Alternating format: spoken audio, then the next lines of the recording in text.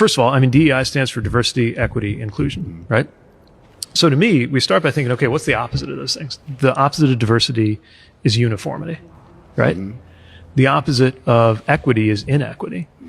And the opposite of inclusion is exclusion. And I don't know a lot of people who think we'd be better off if our lives had more uniformity, inequity, and exclusion, right? But I think that the part of why people have questions about it that I respect is they're not sure if this is, they're worried about fairness, right? So to me, when you talk about some of these policies, the idea is to make sure everybody gets a seat at the table, especially if you know there have been systematic ways of keeping people from getting a seat at the table over the years, sometimes based on their race, on their religion, on their income, on their background, any number of reasons, sexuality, right? Like a lot of different reasons. And it's about making sure that what we do going forward is fair. And this can be an economic issue too. You look at something like redlining. A lot of homeowners, families, would-be homeowners, especially black families, couldn't get homes in certain neighborhoods where the property value started to go up.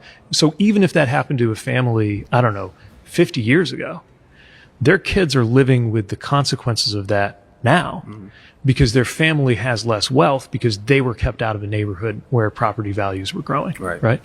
And so part of it's the idea that some of these things may have started a long time ago. Maybe nobody alive today is responsible for some of the injustice that has shaped what it's like to live in this country right now. But all of us now are responsible for doing something about it.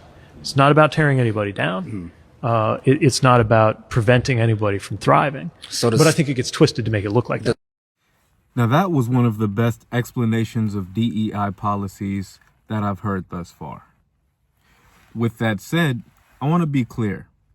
Using the specific and targeted harms that plagued the foundational Black Americans prior to 1965's passage of civil rights legislation to grant all quote-unquote minorities preferential treatment and unearned benefits regardless of their nation of origin, lineage, history, or financial status, is in many ways unfair and unjustifiable. Right now, there is a push for reparations to go to the specific lineage who suffered slavery and economic deprivation from the United States government prior to 1965.